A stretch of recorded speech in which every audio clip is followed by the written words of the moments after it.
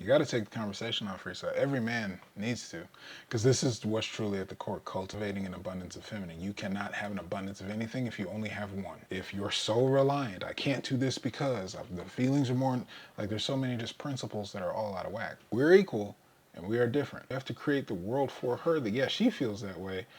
Or is that the only thing that exists for you, is buying into her world? Who's leading the relationship? Because that's the values for the couple, for the children, for the future. The legacy is how the leader sees it. And now you're getting more to the scarcity, because that's only important if she's all you got. And you said, I don't know if I can get her to change her mind. What does that have to do with you leading your life? And that scarcity has you, oh, wait, I don't want to keep going down my journey if I don't have her with me. If I don't have feminine with me, if I don't have access to pussy, companionship, support, whatever she is for you, there's the scarcity, the lack of abundance. Because for you, that occurs as being alone, isolation, the risk of that period. And that is your access to abundance.